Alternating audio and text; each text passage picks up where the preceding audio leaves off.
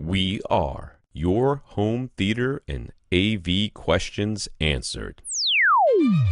This is AVRant. Want your home theater or AV question answered by Tom and Rob? Send it to question@avrant.com. Welcome to another edition of AVRant. I'm Tom Antry, and I'm here with Rob H. This is AVRant. It's your home theater and AV questions answered. Hope everyone who was interested enjoyed the superb owl this past weekend. Congratulations to the Tampa. the what? The Super Bowl. Oh, Which we're not, right. for some reason, not supposed to say. I don't know what the rules are on that. Whatever they can. I mean, what are they going to do? Take all our money? Lowercase. Take all our advertising out of here? The word super separated by a period, and then the word bowl, neither of them capitalized. There. Now we're covered. There you go. You can't trademark those two words. I will say that since I live in the Tampa Bay area, I will in about 14 days probably have the Rona because of the air. Right. Here is now full of it. Thank you to all of you who came from all over the country here to take your masks off and scream loudly and breathe on everything. And I hate you. There was footage of that. So yep. Yeah, there was that. Yep. Yeah, the sales, there weren't I didn't see a lot of crazy TV sales this year, which normally, before that, there's a good time. Samsung had some sales, but they weren't insane. But yeah, Vizio put that 85-inch P Quantum X down to $2,500. So if anyone was looking for a really nice 85-inch 4K HDR flagship-style TV with 792 zones of local dimming, that was the time to hop on it. So yeah. I mentioned it to my wife, and she's like, no. I said, okay. That's what I figured. Right. I mean, we don't have the money for it, and we're not even close to having the money for it. I mean, they're in the middle of the Rona, the kids are all home, and right. I'm barely working, so what are you going to do? Mm-hmm. All right, this is AV Rant, the podcast that answers your home theater and AV questions. Get your questions answered. All you have to do is ask. You ask by emailing us at question@avrant.com. Go to avrant.com, leave us a comment there, facebook.com/avrant podcast, youtube.com/avrant. Contact Rob directly at rob@avrant.com. His Twitter's at FirstReflect. I'm Tom at avrant.com. My Twitter's at avrant_Tom. My window's open in here because it's hot, because it's Florida and it's the winter, which means we had a couple of cold days and everybody complained about it, and now it's too hot again. It was so hot last night. It's the worst, not the worst. I mean, the worst time in Florida is October 31st, when it's so hot you can't wear a costume, right. And even the slutty girls are complaining about it. It's so hot out here. But the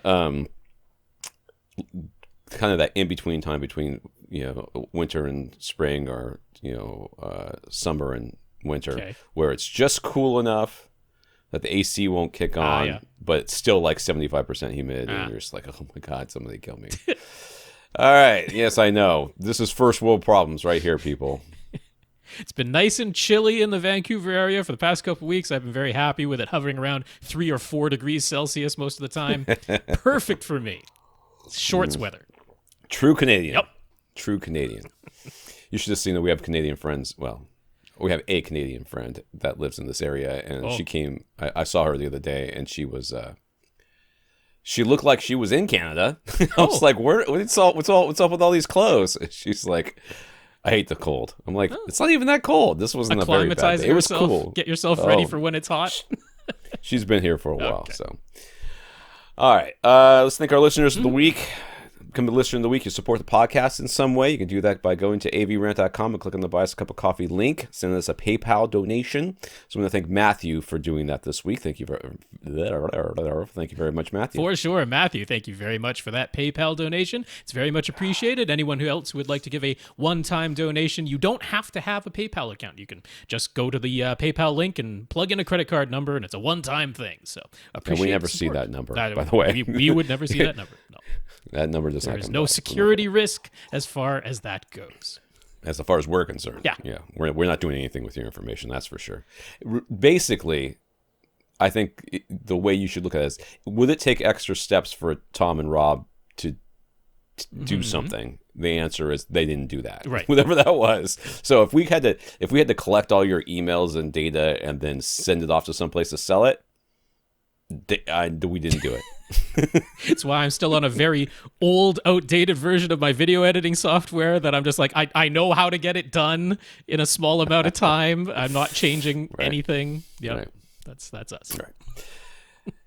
If you want to become a continuing supporter of the podcast, you go to patreon.com/AVRant podcast, where over every month they take some money from you and give it to us, a minimum of $1. So we want to thank our 124 patrons over at patreon.com, including Steve and Bertrand. Thank you, Steve. Thank you, Bertrand. And thank you to the 122 other people whose names we did not mention. Indeed. That's patreon.com/AVRant podcast for anyone else who might like to sign up for an automatic monthly donation. Thanks very much to our 124 patrons over there. Steve and Bertrand, thanks for being two of them. We got some notes of gratitude from some of our listeners. We've got for keeping the podcast going. I'm telling you, if I don't get it in the next 2 weeks, it's going to be a miracle. It's just, I will say that my next door neighbor, who usually, and I know I've talked about this in the podcast before, who usually has like a 3 or 4 day long party, right, and it would have been insane this year because it was Tampa Bay and they won. Yeah. He had like 2 family members over, and they all sat in the backyard and watched the game. It was it was nuts. So, and we didn't go anywhere. We didn't do anything. We sat right here. My over-the-air antenna magically worked. So I was at first streaming it off of CBS on Sports Online or whatever it is, and then like halftime hit and the internet speeds all dropped because everybody went online to order pizza. So I didn't watch it. I heard a bunch of people saying that during halftime the center channel of the broadcast was gone, so there was no commentary and no once we got voices. Yeah, once we got to the over the air part, so we got over air. I mean, the picture was just incredible. Yeah. It was so nice. Yeah. So, uncompressed, yeah. So we got notes of gratitude from Aaron Seth Tyler, who says he started listening at episode 650 and hopes we make it to 1,000. I don't see why not at this point. We're just rolling along. Andrew says he feels like his theater is finally completed for now. We really helped him get exactly what he wanted without any wasted money or lateral moves, and now he can enjoy taking his time to audition lots of other speakers and building his frame of reference. And then also notes of gratitude from Rob and Shannon. So it was Aaron, Seth, Tyler, Andrew, Rob, and Shannon. Thank you for your notes of gratitude. Indeed. Aaron, Seth, Tyler, Andrew, Rob, and Shannon, thanks very much for those notes of gratitude and encouragement. It's very much appreciated. And Andrew had a bit of fun because he picked up a pair of used KEF LS50s because people are selling the original used LS50s now that the LS50 metas are out. So he picked up a pair at a good price, and his wife liked them so much that she stole them. They're in her office now, upstairs. So he's like, maybe I have to get some more. There you go. You get the metal ones, and you can do an A/B comparison and tell us all the differences that you can't hear. But that is a good vote of confidence when your spouse. The LS50s were a fantastic speaker. Your spouse comes along and goes, "Oh, those are real nice. In fact, they're mine now." It's so funny when people actually hear good speakers. They're like, "Oh, so this is why you like this." Yeah. Yes, this is why I like them. They're also a nice size. You know, they're not tiny, but they're not huge by any means, and they look nice. So, it checks all the boxes. Yeah. They have a very kind of smooth look to them, which is kind of nice. All right, I guess we have here an apology. All right. A few weeks back, the first time Carmen wrote to us, he let us know that Kamran, dang it. The K is just messing me up. He's the only one I've ever seen spell it Kamran. I wish I could say I don't wish I could say this, but if I had dyslexia, at least I would have an excuse for all the misreads I do, but whatever.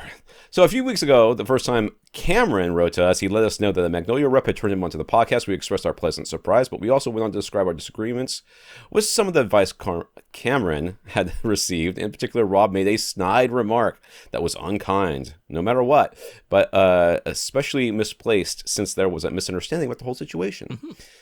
All right, so you were mean to somebody. Let everybody mark it down on your calendar. That's right. Rob was mean to somebody. It's about time. It's always me. I'm always getting stuff. Well, if you didn't want to answer my question, why did you even bother putting it on the podcast? I'm like, I didn't put it on the podcast, so shut up. No.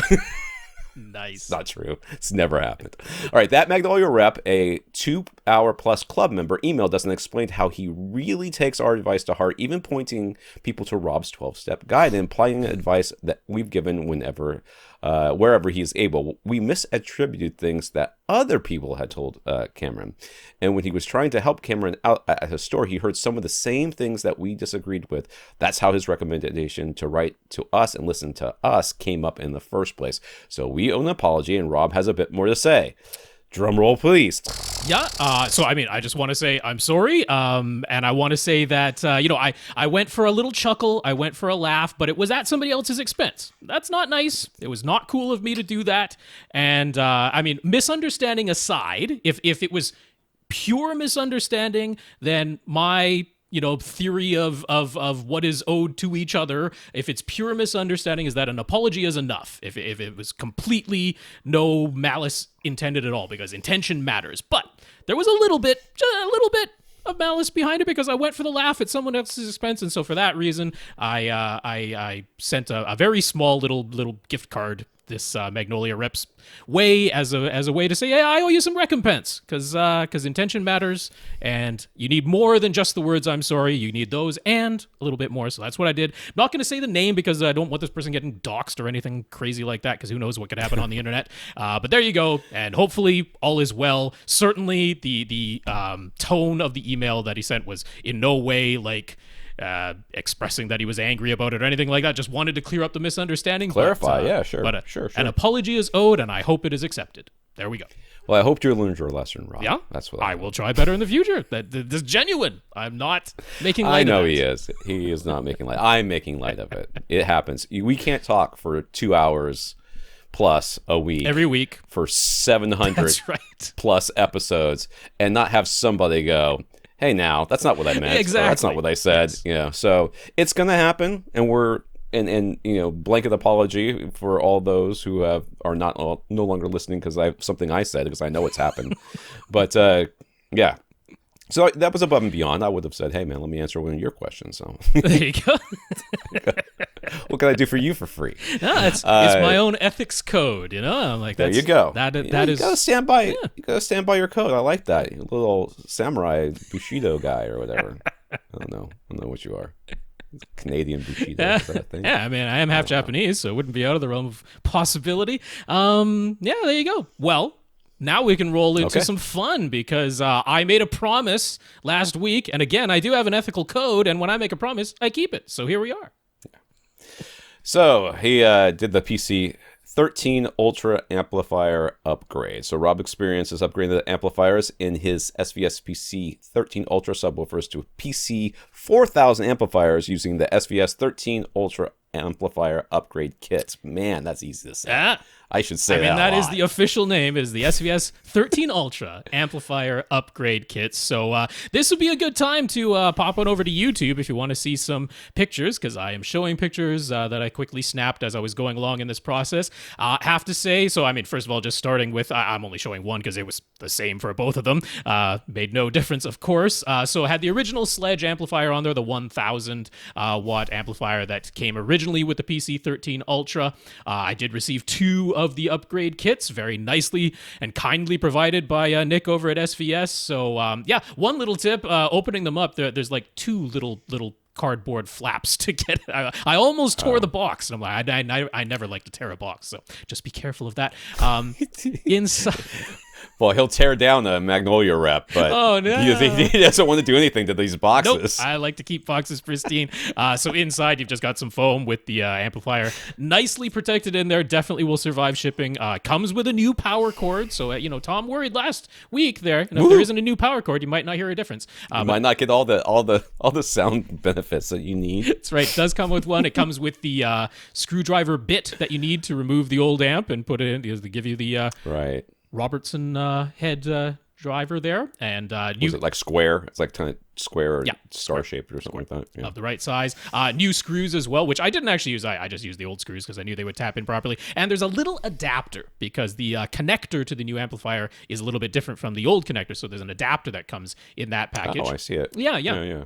So very clean looking back on the new PC-4000 version amplifier. There's no controls other than a hard rocker power switch because everything is done through the app. I'll get to that a bit later. I took some shots of the the actual back of the thing. It's really not heavy and deep at all. It is really quite lightweight. That's what you get with these wonderful Class D amplifiers with MOSFETs in there that can take a huge amount of power without weighing a whole bunch. But yeah, opening up my old PC-13 Ultra, which I've seen people reporting online that there's more difficulty getting the old amplifiers out of some of the box subs, particularly the piano gloss black, because it actually kind of gets stuck, and if you don't want to mar the finish, it's a real difficult thing to do. This was quite easy on the cylinder. I did need like just a flathead screwdriver just to pry the edge, but as soon as I did, popped right out. Really easy. So once again, cylinders make things convenient, and there's the red and black wires that are in there that are connected to the old amplifier. I just took a couple of shots of the inside. You can see the just the magnet of the massive 13.5-inch woofer in there, and the long port tubes that extend basically top to bottom in this entire If you're on thing. YouTube looking at this, it's the black thing is not the magnet. Right. The black thing is the back of the back, and actually the surrounding part there is wood. That's a wood brace, so you can't really see the magnet in here. But it's right on the other side of that thing. But importantly, if you're looking down at that bottom section, there's kind of a little lip underneath the opening, which the wire tucks nicely into. And make sure that the wire doesn't rub against a port or the driver or the magnet or bump into anything and rattle anything inside. There's a little lip down in there, and you can pull the wire out to give yourself some more slack. But that's important to note for something that comes up a bit later, so just a mention if anyone else is doing it on the cylinder. So yeah, you plug in the little adapter that turns it into the correct plug to go onto the new amplifier. Plugs right in. It can only go one way, so there's no chance of plugging it in incorrectly. Now, that plug is on the top of the new amplifier, and you would have to pull that cord up quite high, and it would most likely knock against one of the ports. So as I alluded to, I think a couple weeks ago, and suspected, the workaround for fitting this amplifier in so that the wire tugs into that little lip underneath there is to turn it upside down. You turn it upside down and it fits right in. And actually, it is a bit of a snug fit because the PCB board on the back there is like gonna rub right against the edge, and it actually goes in easier upside down. So I did install these upside down. I'm not gonna be looking at the back of mine. There's no power, no buttons to push or anything like that. So they went in upside down, as I suspected they might. Now, the power cord, new one, is thicker. It's thicker, Tom. Let's in more electricity. Yep. If there's skin effect, Rob, skin effect. If there's bigger power cord means skin effect. any change in the sound, it's all because of that. You got to realize that. That's nothing to do with the amplifier. It's also a 3-prong plug now instead of a 2-prong like the old one. So yeah, then we get into the app itself, which downloads easily. It's free, really easy to use. You just click the big button that says Connect Sub. It tells you what to do, walks you through it. So it's really very easy to get this all going. Connect your subwoofer. It's all done Bluetooth, so you have to have a Wi-Fi connection. It's Bluetooth directly from your phone to the subwoofer, two-way communication between your phone and the sub. You can only control one of the subs at a time. So you do have to switch, but it's just done by the little drop-down menu at the very top there. Now, one thing to note is that the volume scale goes from a minimum of -60, that's as low as it goes, is -60, to a maximum of 0. So the scale on this new amplifier is different because the old one that came with the PC-13 Ultra went from 0 to 100. This one goes from -60 to 0. So it's not the same scale. And then, once you open the little hamburger menu and see all the options in there, one thing I will note is that there actually is a feature that has been removed in going from the old PC-13 Ultra amplifier to the new PC-4000 amplifier. And that is the high pass filter for the line level outputs. You could actually use the PC-13 Ultra amplifier as a high-pass filter for some externally powered speakers. You could send out a full-range signal that would go into the old amplifier and then use it as a crossover. So there is still a low-pass filter that you can adjust for the subwoofer itself, but there's no high-pass filter output anymore. So there's actually a feature that's been removed, and that might be worth noting if you were using that on the old PC-13 Ultra or PB or SB13 Ultra series. So you can rename your sub, which I did. I'm showing the one that's on the right side of my room here. You can set some presets and how the power responds, with its auto or trigger or just on all the time. And then you can change the port tuning, which is important. Now, I have been for the past while running it in extended mode, which is plugging one of the ports and putting in extended mode. That should give you the flattest response down to 16 hertz. But I have at times tried it with sealed mode. I pretty much never use the standard all 3 ports open mode because I just don't need maximum headroom in my teeny tiny little room. The parametric EQ, very easy to adjust. I would dare say easier to adjust than the old one that was all done with a single knob and multiple pushes on the button to get it done. So now it's all just in a graphical user interface, 3 bands of parametric EQ in there. And final result, Tom might be surprised. Now, this was just one subwoofer. This actually ended up going down to minus 23 when I had both subs going. But minus 21. This is awfully loud. I'm surprised how loud this is. I was a bit surprised too, because that is considerably higher in the scale of the volume setting than where my old PC-13 Ultra was. But Tom wanted to see, and here is the result. I did want to see. So this was calibrating just one of my subs to 75 dB at my listening position. It ended up at minus 21 when when I had both of them going. I had them set to minus 23 together, and that gave me 76 dB at my listening position. So yeah, there you go. Now, the surprising part, the listening test, I did not have a lot of time listening to various content with this, but I, of course, listened to a sweep. And now, I mean, I've listened to lots of sweeps in my room. Did I manage to instantly switch back and forth between the old sub and the new one to do a direct A-B comparison? No, of course not, but I have played sweeps many, many, many times in my room. Now, no difference in listening to content. I can't detect a difference in sound. I wouldn't expect to. Some people have reported that if you are right up against the maximum output levels that, I mean, even Ed over at SVS, he's like, yeah, objectively, the new amplifier should allow it to get 2 decibels louder. And I'm like, yeah, I'm never going to run into needing that kind of headroom in my setup. But I tried it in sealed mode, and in sealed mode, running the sweep, it, like, I don't know. I guess I don't have the objective data to back it up, but I got, like I say, lots of experience running sweeps in my room. It seemed to go flatter lower with the new amplifier. That, it stayed linear without a roll-off in the sealed mode down to a deeper frequency, which I could basically tell by the physical shaking of my walls, which was more violent with the new amplifier with it set to sealed mode. So is there any difference? I actually think there is a difference. I really don't think I was imagining that at all, and but also, very explicable because you have a digital signal processor in here that is shaping the frequency response that goes out, and I suspect, based on the experience that I had, that they're keeping the extension flatter to a lower frequency in the sealed mode with the new DSP in the new amplifier. That was about the only difference I could detect in terms of experience. Okay. There you go. Good. Yay. Upside down the apple. That's what I got from that. All right. In the news, Vincent Tio from the HGTV test made a very in-depth analysis of the PS5 and Xbox Series X as Ultra HD Blu-ray players. If that is a priority for you, the PS5 is better. Yes. So if you're just buying it for the Ultra HD Blu-ray, which would be ridiculous, but if you were, get the PS5. Yeah, the areas where it had some slight advantages. Now, he put up against the Panasonic UB9000, which is the very best Blu-ray player that is available right now, and the PS5 in some of the torture chroma tests was not literally bit perfect the way the UB9000 is, but it was very, very good.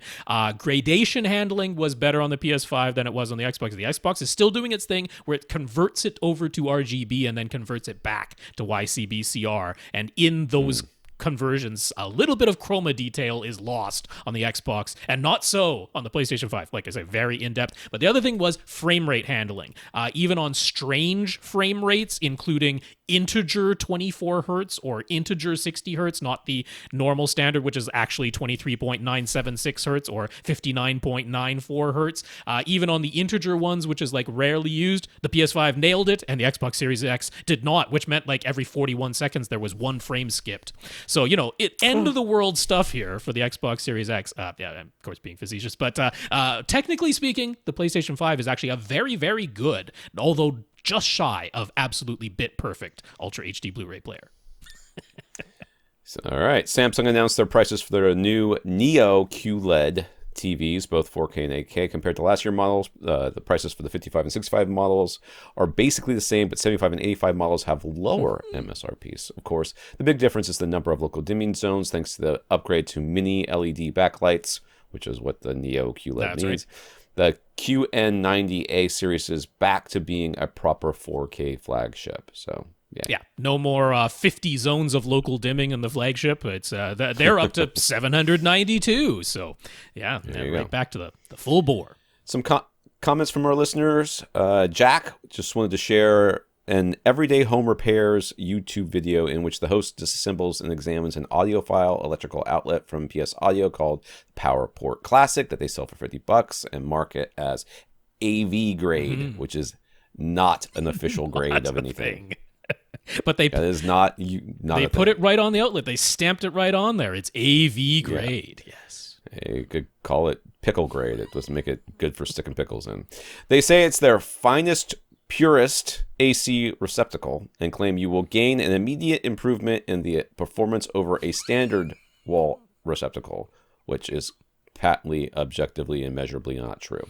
They say it exceeds hospital grade, which is, again, I don't really know that hospitals go around grading their Well, I mean, there is outlets, hospital-grade electrical outlet. There are, but it has nothing to do with how the power comes out. That is a real thing. With its 15 coats of polished nickel over high-purity copper and the grip of Mickey Mantle making it a must-have. What is the grip? For the power cord so it won't pop out, because that's a thing? I guess. Also sounds like a good way to damage things and scratch some power cords if you're pulling them out. The teardown reveals it's an off-the-shelf Hubble IG8300 outlet, which, to be fair, it really is hospital grade with isolated ground and rated for 15 or 20 amps, but it sells for $26. So you're spending $24 to have them stamp AV grade on it. Yep. And honestly, you didn't need hospital grade to begin with, so you could have saved. You really don't. Could have saved $20 and just bought the $6 outlet that you can get from Home Depot, and I think you get like a 3-pack with that or something. But whatever. He went on to mention that if you want isolated ground, which might be a thing that you want, that you can get those commercial isolated ground outlets that go for about $9, and that would be the recommendation. So last week we recommended the 85-inch Vizio P Quantum X to Matt, actually Matt's friend, for Xbox Series X setup. The good news is, according to several owners who have posted on forums and YouTube, after the latest firmware update, the 4K 120 input with HDR and VRR is finally functioning. Yay! Just a thing, again, that it's not going to be realized in real life because the Xbox can't really put it out. But you might have one of those NVIDIA GPUs, and it can do it, so... Yeah, there's that. So the experience does not appear to be completely seamless, as people showed their Vizios wigging out sometimes and requiring a switch to a different HDMI input and then back in order to get the image to show up correctly. But after that, it seems to be working. So, yeah, that's good. More good news for that Vizio P Quantum X. I was really tempted to buy one of those 85 inches, even though I have absolutely nowhere to put it. But I was like, look at that price! I almost can't resist it. I could import it. This is what happens when you're home alone, trapped in your house because of the Rona. This is what happens. You buy 85-inch TVs with no walls. I mean, thankfully I didn't, because it really wouldn't make sense, but it's so tempting. All right, let's finally get to some questions here.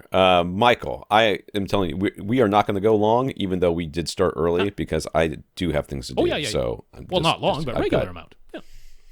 Yeah.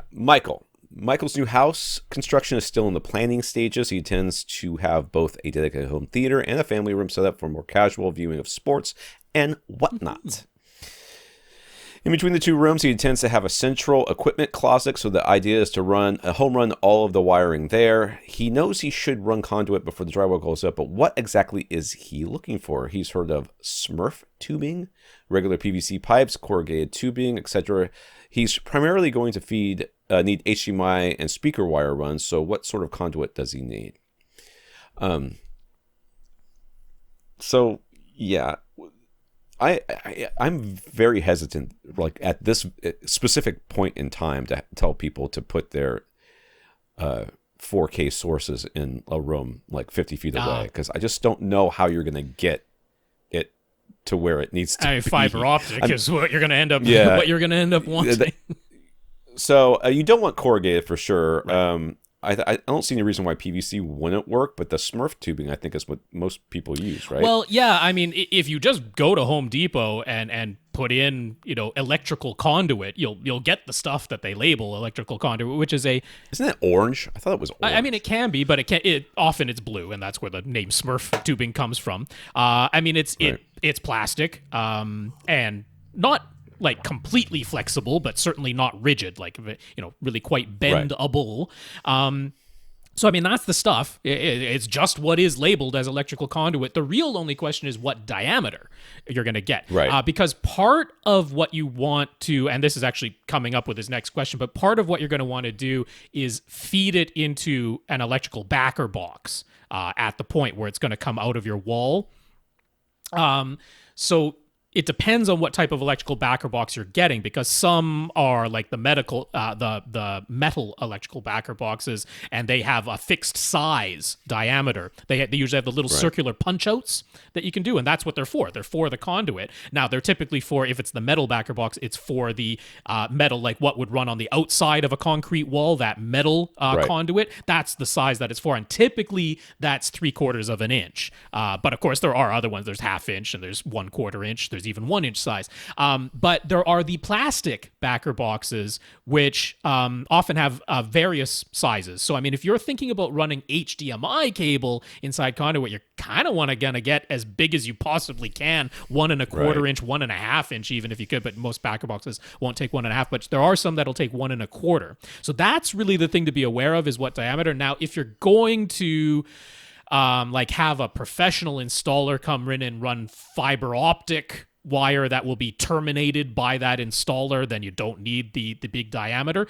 But if you're gonna run, like something that you could buy from Monoprice, say their fiber optic HDMI cable that still has an HDMI plug on the end of it, they do sell one that's got like a mini HDMI plug.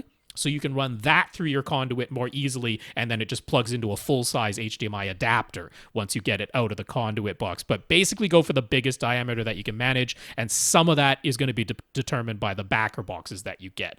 So yeah, try to go for at least 1 inch, 1 1/4 would be nice.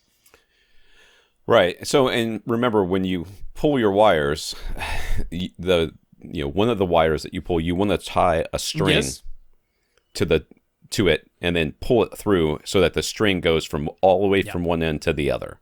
Then if later on you decide I'm going to need an additional wire, then you tie it to the string, and then you tie more a new string to the new wire so that it comes through with it. Yes. And then you pull it through that way. If you're just replacing an HDMI cable with another HDMI cable, well, you can pull the old HDMI cable but connect it to the new HDMI cable. But then if the terminals are really close together and the corners are tight, you might get stuck. Yeah, you want to make sure you go for as easy curves wherever you need to curve as possible. Yeah. Avoid 90-degree curves. There is the little trick where if you ever do need to get a string through a conduit and you don't have one in there already, you just put a little baggie on the end of a string and stick a vacuum cleaner on the end and suck it on through, and you'll get a new string, although the whole string might go into your vacuum cleaner if you're not careful. But there is that way. But yeah, Home Depot, electrical conduit, and choose the thickest diameter that'll work for you. So he's concerned about soundproofing. At some point, that conduit inside the walls has to lead to an opening, right? So how does he make sure the openings for the conduit don't become flanking paths for sound leakage?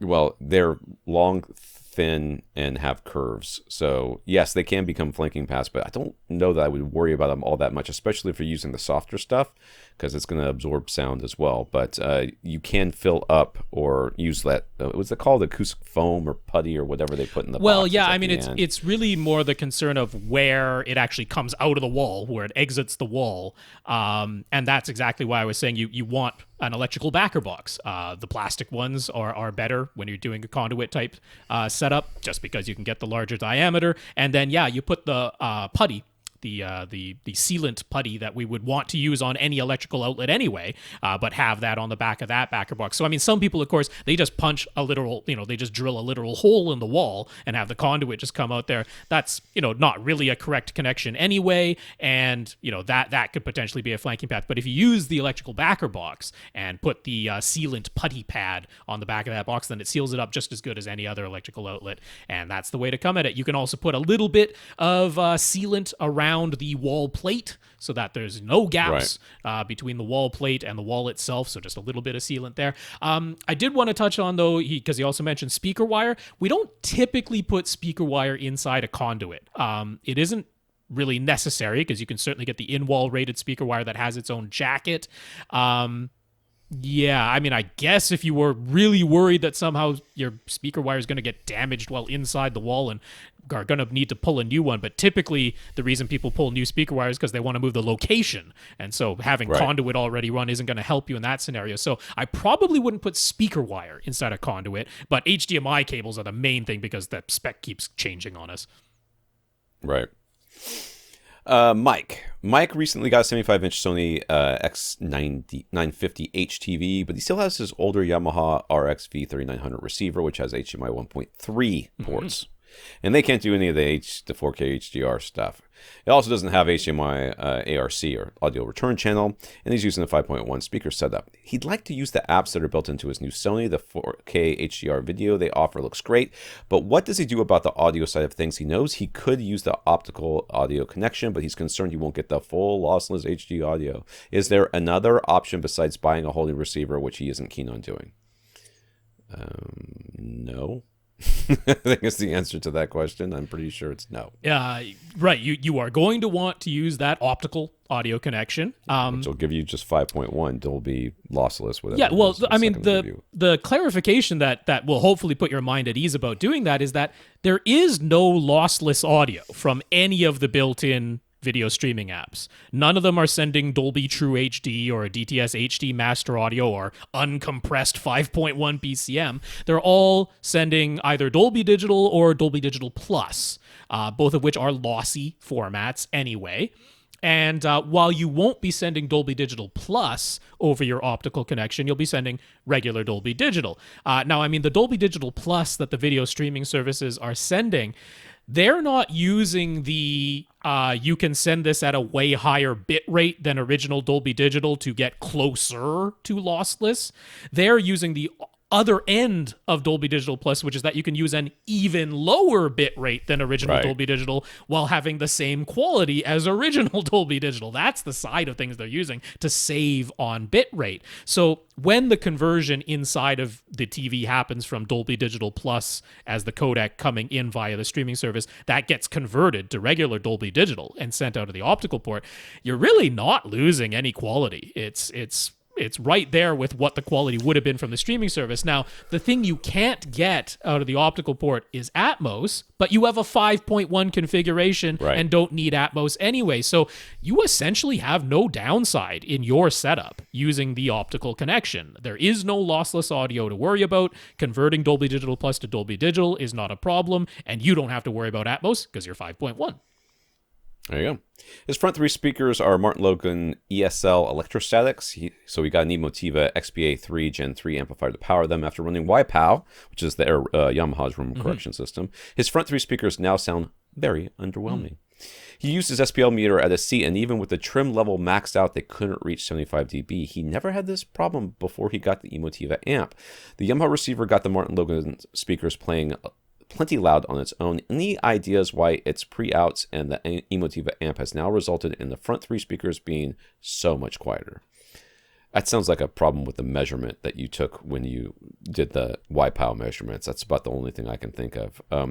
Are those the ones that have the powered woofers that are separate in the bottom of those boxes? The Martin Logan ESL? No, the woofers are not self-powered. You do have to plug them into a wall because it's an electrostatic speaker. So it does have a power plug, but that's just to charge the stators in the electrostatic panel. It does have a regular woofer to handle the bass, but it is a passive woofer, and there is only one pair of binding posts on the back there, so it's not like you're anything weird with, the bi-amping or bi-wiring, anything like that to worry about. It's a single pair of binding posts back there. So there's one very easy thing to check. He mentioned this, but I'll just go over it to be pedantic and for anyone else, which is that if you are not running YPOW, if you're just going into the manual settings of your AV receiver's menu and playing the individual test tones to check the levels of your speakers, that test tone, when you're doing it manually through the menus, is dependent on your master volume setting. So if you have your master volume set at, minus 20, because that's where you typically listen, the test tone will be 20 decibels quieter than it ought to be. You do, in the instance of doing the test tone manually one at a time, have to have your master volume set at 0 dB before you go do that. So that might be the possibility. It could be as simple as that, which is he went back to check, but he had his master volume set where he typically listens, and that was at a negative number, as most of ours are. So turning that up might be all it is. There is one other possibility, though, which is that the Emotiva amp does have both XLR and RCA inputs on the back of it, and there is a little switch to switch between whether you're using XLR or RCA. Now, I don't know if that is a full disconnect switch where it disconnects the one you're not using and only connects the either XLR or RCA that you are using. I don't know if it is or isn't a full disconnect.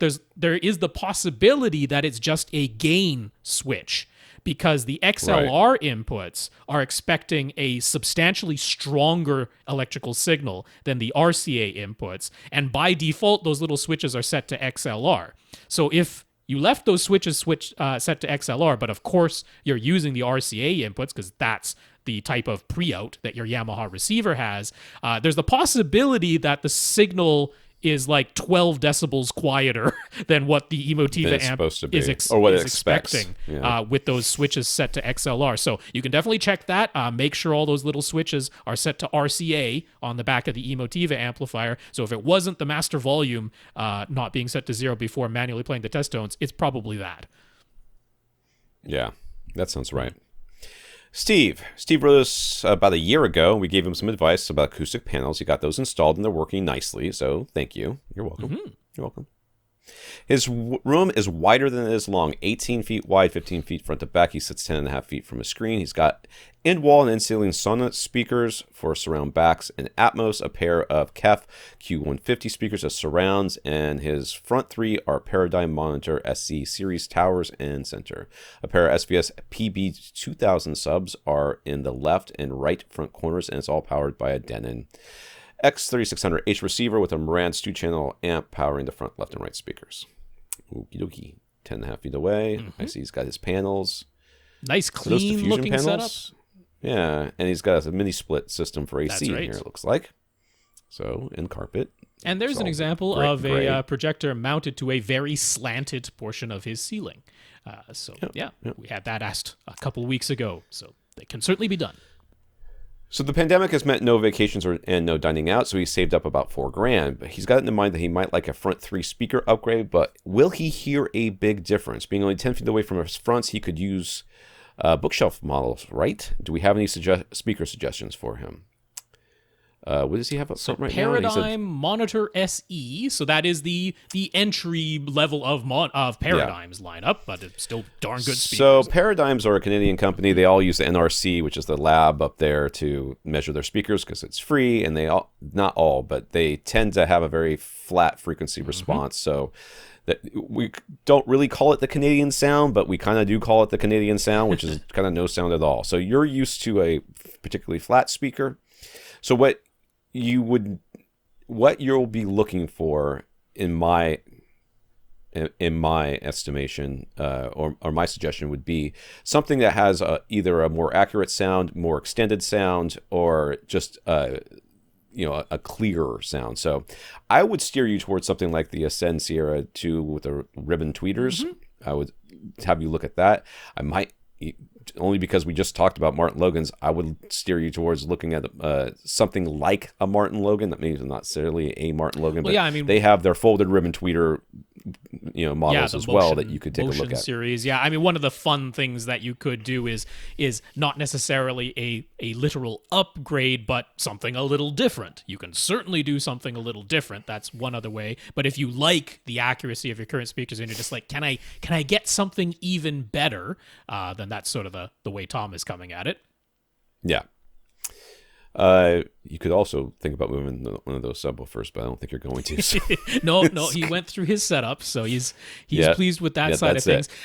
So I mean, the Monitor SE series, good speakers, good value speakers. Are there speakers that are even better? Yeah, I would say so. They aren't the.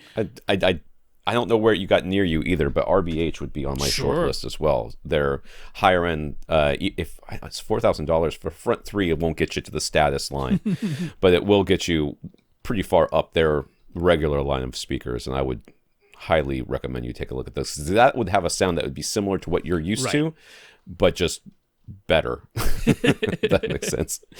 More accurate, more extended. Clearer. Yeah, I think you would notice a difference. Yeah, we had mentioned our friend Andrew earlier in the podcast, and he has older Paradigm Monitor series speakers, not the Monitor SE of the current lineup, but older Monitor series speakers. And so, I mean, when he got those KEF LS50s in, he's like, that overall, the timbre of the sound, the accuracy and transparency of the sound, very similar. Both of them are going for pretty darn flat frequency response, and they sound, that way they sound the same. There's not like an obvious character change, but he noticed some things, the little bit increased detail, particularly on the very, very high end. The imaging was a little bit superior. You got that very even dispersion of the KEF speakers, although the Paradigms have nice wide even dispersion as well. But he's like, the imaging seemed to get taken up a notch. The details seemed to get taken up a notch. Like I say, to the point that his wife was like, oh, those are real nice, and came and stole them. So, KEF LS50s, since there are quite a few of them out there right now, and the distance that you are from your speakers wouldn't preclude you from using KEF LS50s up front, you could give those a try, because that's like what is normally a $1,500 per pair speaker, going for like $800, $900 right now, because the original KEF LS50s are getting cleared out while the new LS50 metas are coming in. So that's one I could definitely get behind as a pretty darn good deal these days. That might be an audible upgrade over what you have. So yeah, something along those lines. Okay. So in a different room, his living room, he has a Sonos play bar with a Sonos sub. The looks in this room are very important to his wife, and she has one of the big, obvious, visible speakers. But Steve would like an audio upgrade. He already has some additional equipment on hand, a pair of Martin Logan Dynamo 4000 subs, which didn't cut it in the theater room, but they're small enough that his wife would accept them in the living room, a Denon X1500H receiver, and a pair of Sonos in-ceiling speakers. Where are the in-ceilings? We're not seeing them in the below image because they're not installed. He doesn't have them installed. Oh, he has them, but he on hand. Doesn't have them. Okay. So he'd like to expand to a full surround sound with dual subwoofers, but what method would be best? Install the Sonos in-ceiling speakers as surrounds, then connect them to a Sonos amp to integrate them into the Sonos setup. He could upgrade the Sonos play bar to the Sonos ARC SoundBar. I don't know what this is. That's their newest one that has Atmos in it. Yeah, whatever. Hopefully providing the audio upgrade he would like, as well as supporting Atmos, and then add a second Sonos sub, since the ARC supports that. I keep wanting to say ARC. Being all Sonos gear, it wouldn't be cheap, about $2,500 bucks. Or deploy the Denon X1500H with a dual Martin Logan Dynamo 400 subs. Again, use the Sonos in-ceilings as surrounds, and then the only thing he would buy would be a passive soundbar to replace the Sonos play bar up front. Or instead of the passive soundbar, try for 3 Martin Logan SLM on-wall speakers. What options should you go for, and which passive soundbar would we recommend if he goes that route? So I was just doing research today on on-wall speakers. And I would do the Sonos in ceilings as surrounds, and then 2 probably with the Phantom Center. Because you're so far away from these things that I don't think center imaging is going to be an issue. Okay, yeah. So I would, and I was looking at the ELAC. They have their debut. Yep. I think they're called 2.0 4.2 OW or something, and they are. I mean, they're only about 4.5 inches thick, but they're pretty physically large. They're like a foot one direction and 7 inches in the other direction, but they're only 4 inches thick, so they sit pretty close to the wall. You could have those flanking your TV with your 2 subs wherever you can put them, and your speakers overhead. And with your Denon, that's sort of the direction I would go. Okay. If you wanted to spend more, Dolly makes a speaker, the Oberon, which is slightly larger, Okay. but in almost every respect, but it's still like 4 3/4 inches thick. So it's a higher quality overall speaker, plays a little bit lower, has a slightly larger driver. They actually integrated the ports into the back of the speaker. The ELACs, fires straight down. They did that. They did that so they knew, okay, it's going to be this far off the wall because they've only got the mounts that they've got, so we can integrate the boundary reinforcement that we know we're going to get from this port, and because we know it's going to be on the wall. They're a little bit more expensive, like $750 a pair, but that's still way below your $2,500 you were thinking of spending for this on this stuff. So there's you would have a couple options there. There's Aperion Novus as well for on walls. Yeah, they've got their slim on walls as an option, which are a nice neutral sounding speaker. And the RBH Ultra ones too, right? Yep. But those are pretty pricey, but still I think less than $2,500. So Tom's vote is for on wall speakers, and I wouldn't disagree with that. But I do think there's one passive sound bar. I mean, there are a number out there. Klipsch has one. Revel has one. Golden Ear has one, but there's one that I favor here. I've recommended it before. It goes for $950, and that's Kef's. I mentioned Kef before as a possible upgrade in the theater. Kef's passive soundbar, the HTF 8003 is the exact model number. I can really dig that one. So I mean, $950, definitely less than the $2,500 that you might have spent going with the all Sonos route. So I mean, Tom and I both are definitely leaning towards, you've got the receiver on hand, you've got in-ceiling speakers you can put in there as true surround speakers. You could just get so much more bang for your buck, especially audio-wise, if you end up just using what you have instead of trying to buy more subs and bars and everything else, just to replace the things, the things that you've already got. So use what you have and then add to it and spend most of your budget on better speakers, and Bob's your uncle there. So I mean, and the Martin Logan SLMs on wall speakers, I mean, I would certainly take a listen to those as well. For sure. Yeah. So, maybe talk it over with your wife a bit, because this is your living room, it's a shared space, and if she just really likes the sound bar look better, then I'm going to point you at that Kef, the HTF 8003, just a nice slim, looks exactly like a sound bar, but much better sound quality and runs passive off of your AV receiver. And then, if on walls are what you want instead, then we've given you a plethora of choices. And if you're just like, hey, the Martin Logans are the one I like best, we got no beef with that either. Okay. James says, if you already own a calibrated UMic 1, would it be better to use that for your receiver's audio setup, or should you always use the included mic even if that mic isn't as good?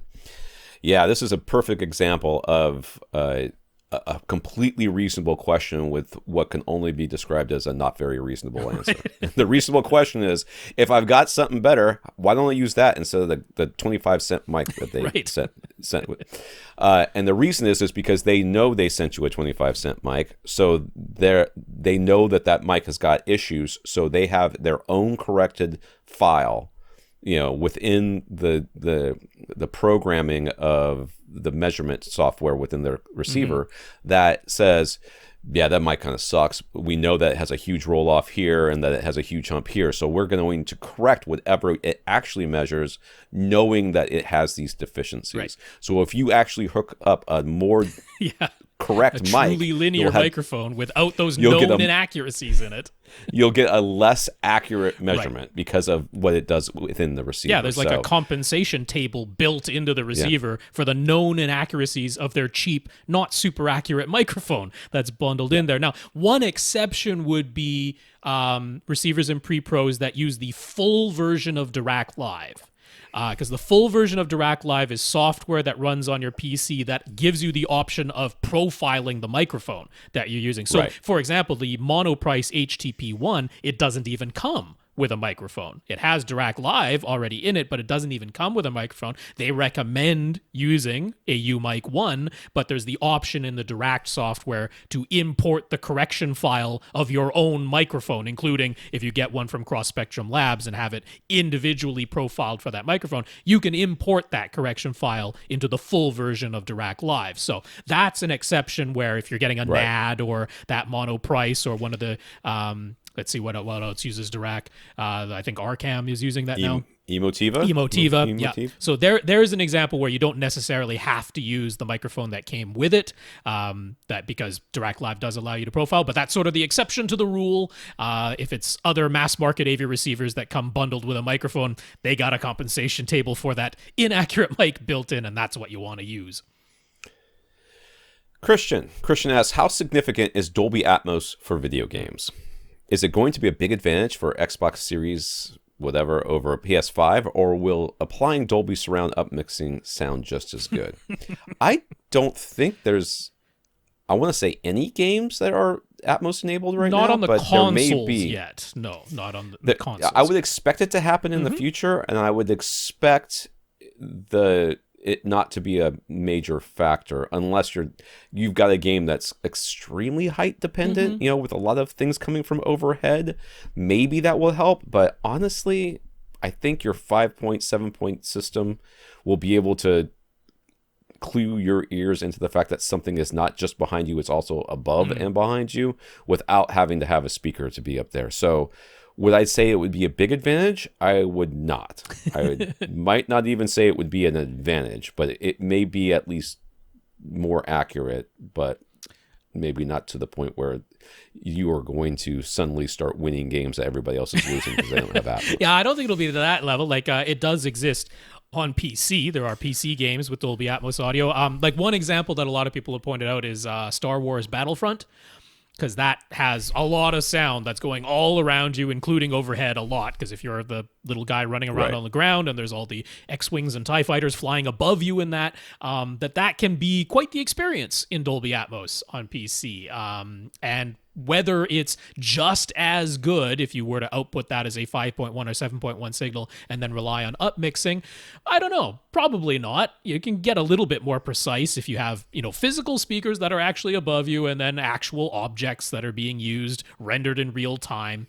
So I don't think it's a nothing. I don't think it's a complete nothing.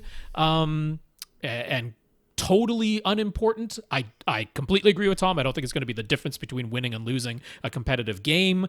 It's about as far as I can go with it. Like the way PS5 is coming at it is they have their Tempest engine, which they're targeting squarely at headphones. So their whole thing is let's apply head-related transfer functions and put it all in a headphone system, and that's the best way to listen to our object rendered audio. Is through their own Tempest engine.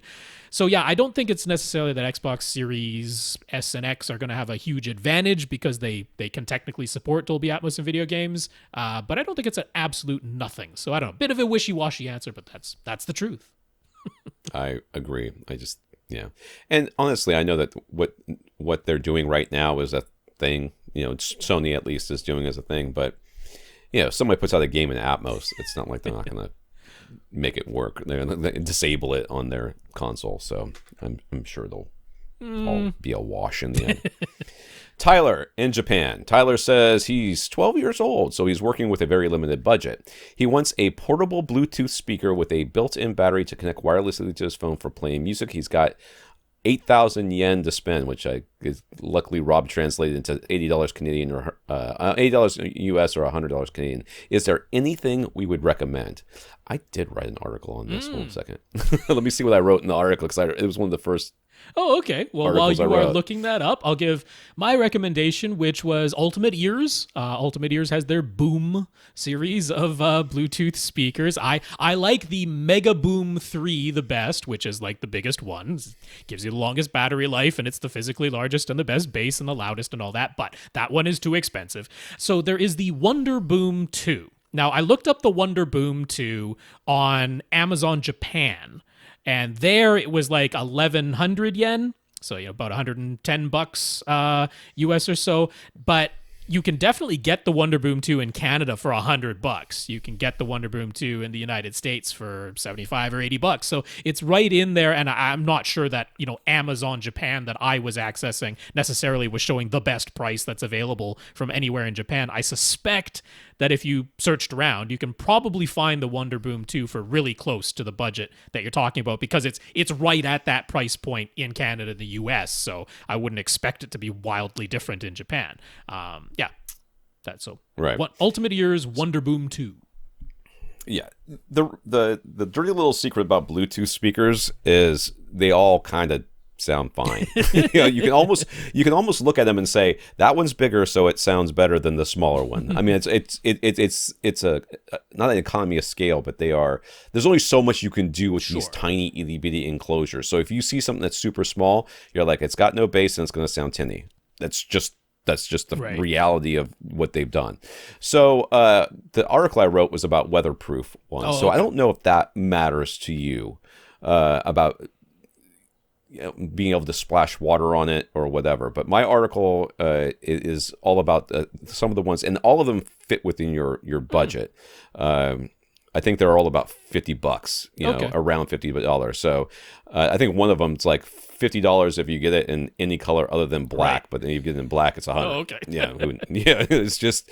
But these are all about $50 and or less, and they come from the really really small to big enough that it's got its own handle to carry with it. And they'll, like I said, the bigger they are, generally speaking, the better they're going to sound. I mean, I like Creative. The Creative brand I've had a couple of their different speakers, and they've all sounded very good. Okay. And they're not tiny, but they're not huge.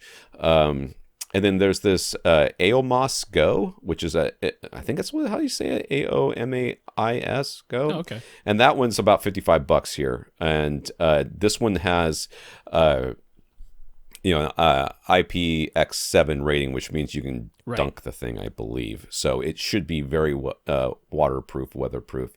And there's all sorts of features you can get with these things. So you have to ask yourself when you're buying your Bluetooth speaker, do I care more about sound quality? Do I care about features? Do I care about weatherproofing? Because it's all trade-offs that they're going to have to do. So if you get a speaker that basically is meant to be inside your house and is the same size as something that is also weatherproof, you got to assume that some of that internal volume and some of the money they're spending on it is on the weatherproofing. So if you don't care about weatherproofing, get something like from Creative that's meant to be inside your house and stick with that. But if you want, you can take a look at this article, but if you want something that's weatherproof, there are some options out there. Just be aware that you're giving up some sound quality in order to get there. I like having a weatherproof speaker. I have children. You are, in fact, a child. So, I don't know if you've met you, but you've probably spilled things from time to time. So it's because I know my 11-year-old, I'm always flabbergasted that things get all the way from his hand to his mouth in one go. Usually it takes a couple of tries. I can certainly imagine riding around on bikes and that type of thing, bringing it with you. And it needs to be a little bit durable. And there's actually one on this list, and it's got like this, it's got like these straps that you can put it right underneath your your bike bar, so that you can take it with you. So I mean, there's those sorts of options that are out there. So you'll find something. Just let us know what you go with, because we'd be interested to hear it. So yeah, thank you, Tyler. That was a good question. Thank God he doesn't work at Magnolia, or you would have been mean to him. So. Might be the case. Got to hand out more apology recompense. He used to work at Best Buy, so I think that's where that comes from. He feels like he can chide the Best Buy guys because he used to be one of them. Evans, Evans has a small room, 11 by 13, in its dedicated theater. He had an Hyperion set up since 2006, including the infamous S10 sub that has been discontinued for quite a while now. While it only has a 10-inch driver and 200-watt amp, it's actually quite a big and hefty ported box at 13.25 inches wide, 19 inches deep, and 17.5 inches high. It's like the size of a EP500. That's not small. And weighing 56 pounds. It claims to play down to 25 hertz, and the review says that that's a pretty accurate claim there. So would he benefit from adding a second sub? With his room being so small, would it be overkill? It is unlikely that you... I mean, whenever I hear of 11 by 13, it's like, this is my bedroom, and this is where I watch my TV when I want to watch TV, so I only care about me, because I'm the only person who's ever watching TV in here. So this is the one time that we will unilaterally say, you do not need a second sub. Unless you're always watching with, someone else, and then that someone else or you is noticing that there's like some big dip or hump in their seat, and the seat next to them doesn't have that. It's really a question of, is it just you in this 11 by 13 foot room, or is it always you and someone else, or maybe two other people? Probably not more than two other people and yourself. Yeah, I was going to say. that's about the size of my room. Unless two of you are co-located. Right. Somebody's sitting on somebody's lap. My room's like 11 by 12, and obviously it's pretty much only me. But I have a 3-seater couch in case I do have guests over I can have up to 2 other people in there, but no more. But yeah, I mean, the question of overkill has nothing to do with that. 2 subwoofers has absolutely nothing to do with being louder and blowing the doors off of your room or anything like that. That isn't a concern at all. It's strictly about, would you benefit from more even, uniform bass response across more than one seat? So that's the real question. Now, the other thing that could come into play is, in an 11 by 13 foot room, you definitely might have restrictions on where subwoofers can physically be placed. And with a sub that large, you end up, maybe you can't get it into the spot you want to get it in, that would be best for it to be into for your one seat. That's right. Because if this is... And in which case, if this is just about one seat, then we would have you do a subwoofer crawl, which is you put the subwoofer in your seat, play a bass sweep on repeat, and then you crawl around your room at all the positions where the subwoofer could theoretically live until you find the spot that, at the very least, has no gigantic dips in that bass sweep going on. You want to make sure you have no gigantic dips or full-on nulls, and that means you'd be able to equalize it at your seat. But you might be in a scenario where, the sub can literally only live in one of 2 or 3 places, and none of those spots... I think 3 is probably generous in a room this size. None of those spots allows you to avoid a big dip or an outright null at your seat. If that's your scenario, then you want to add the second sub, because that is the only way that you can fix a big dip or a big null at your seating position if you're not able to physically move where the subwoofer lives. So it's those 2 things. That answers the question for you of, should you get a second subwoofer? Do you have more than one person frequently in this theater? It's at least 2 people or 3 people constantly in this theater. You probably want 2 subs then, because the likelihood of getting uniform bass for all 2 or 3 seats with only one subwoofer is very low in a room this tiny. Or you have very limited placement options, and you've noticed that there's a big dip in your response. It has nothing to do with the headroom or output capability. Right. Yeah, headroom's not an issue in an 11 by 13-foot room. So he asks, if he goes for dual sub, should he sell his Hyperion S10 to get a matching pair, particularly since he cannot get a second identical S10? I'm sort of torn on this one. You could get another sub that had similar performance. Definitely. They exist out there. I mean, the RSL Speedwoofer would be a perfect pairing. And I think the Klipsch has a couple of offerings that seem to have these same sort of parameters. But in a room this size, I'm looking at a pair of SB1000 from and you could literally put them next to each other, and not literally, but you're very close to putting them right next to each other and still having more room than what you currently are taking up with your current sub because they're so small. Well, yeah, because you could definitely get physically smaller subs. I mean, and that's Go ahead. If you went to like an SB-2000, which is way more output capability than you need, but I'm talking strictly about extension, just extension, because the SB-1000 doesn't really extend any lower than your current sub. It would just be physically smaller and easier to put two of them in your room. But if you went for SB-2000s, then you're getting smaller physical size and deeper bass extension and actually more headroom, which you would never need, but that too. So it's a question of, do you want to upgrade over your extension going down to 25 hertz to something that goes, right down to 20 and lower? Because if that's the case, then I'm kind of like, you kind of want to get two that can both do it, because otherwise you only have one that can do it. And that, in a room this tiny, can actually cause some pretty noticeable problems across your seats. Just the 20 to 25 hertz, even though it's... And we haven't even really addressed on placement as far as, Well, because we don't know what's available. But we don't know what your available placements are here. So, getting a second sub and just throwing it in this room is not necessarily going to do anything great for you, even for the stuff it's supposed to do, which is give you more even basic. If you're not placing them properly, and if you haven't listened to our Todd Welty interview, then you should. But if you're not placing them properly, you can cause more problems than you actually fix. Yes. So we're actually going to leave you with more questions than you asked us. Okay? So the questions you need to ask yourself and answer is there more than one person in this room that cares about the bass? Okay. And am I having a problem placing my current sub by itself?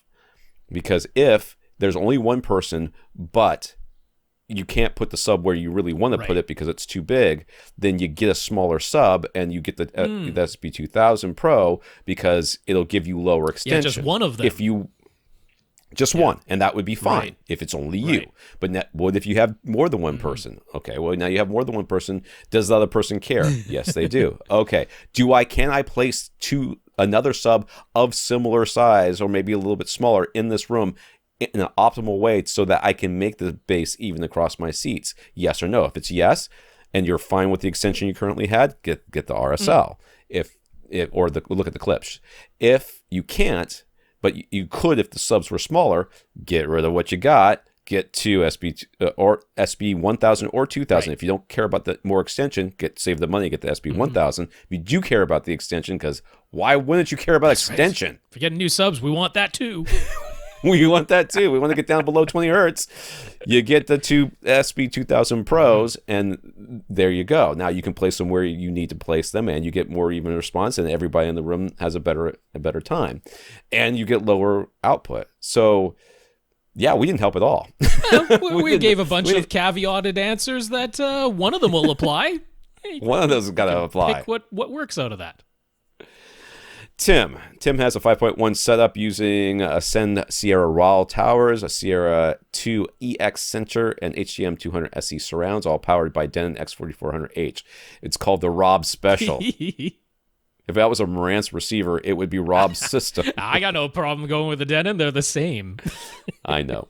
He has really enjoyed the feature set of the Denon, including digging into the Odyssey Editor app, but he ran into a fairly serious problem. To start, if he just plays 2-channel music in stereo listening mode, everything seems to be fine. He could turn the volume dial up to +10, which was way too loud for him as a listener. But the point was that the speakers in the receiver were still fine at that volume. But whenever he listens to surround sound in 5.1, the Denon goes into protection mode, and it seems like the center channel is to blame.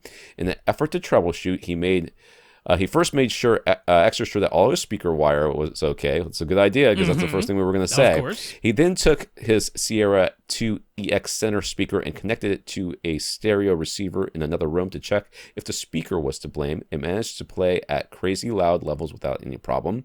So then he took a 92 dB sensitivity 8 ohm speaker and connected it to the Denon center channel, where it once again went into protection mode anywhere above -25 on the volume dial.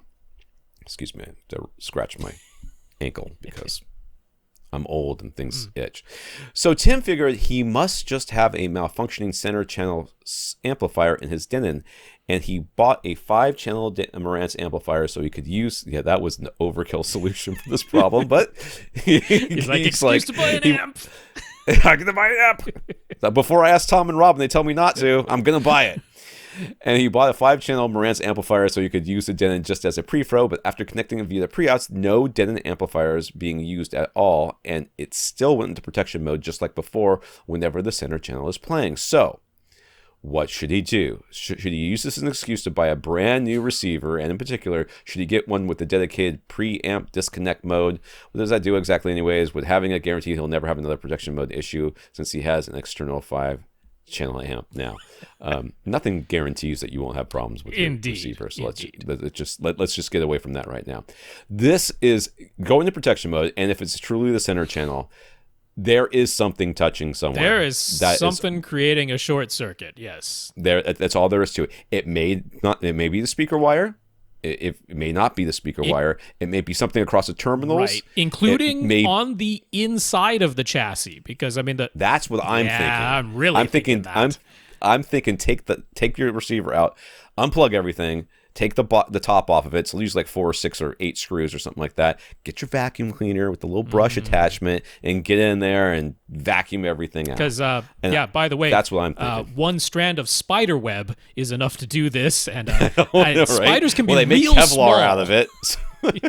So it's strong enough. That's they sure. can be real small, and one little strand of spider web that your human eye can't even see is enough of a conductor to cause this issue, and that can be on the inside of your AV receiver. So I mean, I really do suspect that on the center channel terminals, and probably not on the outside, because he was very thorough about checking the outside. Yes, it does sound that way. Yeah, it can be on the inside now.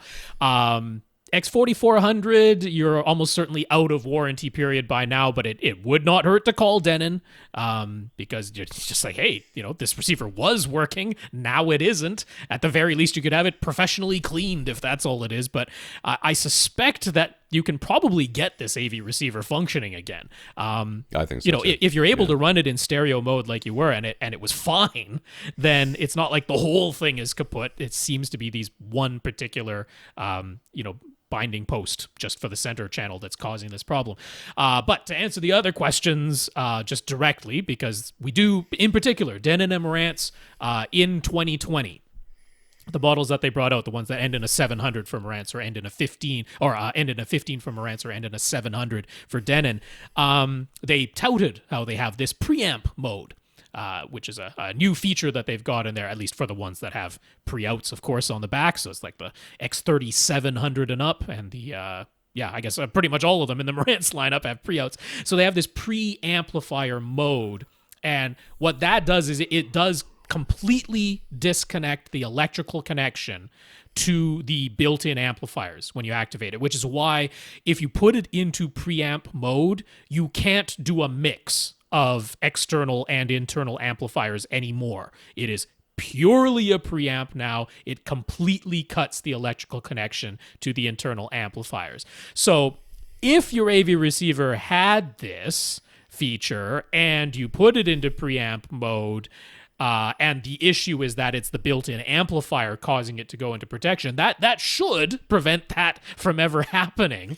But I don't really think that this is a problem that he's going to have once it gets cleaned going forward. Right. Yes, or you put another receiver in there. It's just basically I could either keep buying receivers or I could dust. Those were my vacuum. So, but I mean that is what's going on. It is a new feature in the ones that just came out in 2020, and it is a full electrical disconnect, which they didn't have before. I think the X8500H had it, the Denon flagship from a few years ago, but nothing else did, and now they do, all the way down to like the X3700H, the most affordable one with pre-outs. So he's read how without a preamp disconnect mode, receivers might have distortion or even clipping from their preamp outputs at voltages higher than about 1.5 volts. Can we explain to him how and why this would be the case if you're using an external amp? I don't know anything about that. So I mean, Gene over at Audioholics is the one who's really looked into this the most and measured it and everything, and that's where this is coming from. in the ones that don't have a dedicated preamp mode where it fully cuts the electrical signal to the amplifiers when you put it into that mode, the amplifiers are still connected. They aren't forming a full circuit because there's no speaker plugged into those terminals, but there is still an electrical current that is being sent through that circuitry. It's supposed to just be, going on through, but of course there's, the circuit is not zero resistance. It's not a superconductor where there's absolutely nothing going on. The electrical signal is still going through that circuitry. So what Gene found in his measurements was that as you increase the gain on the signal, increase the voltage on that signal, you reach a point where, because there is this signal going through that circuitry, how to explain it without getting too you're kind of getting like a little bit of a bounce back of that signal. It's like how your speakers are also a microphone. The movement of that driver also sends a signal back down the wire.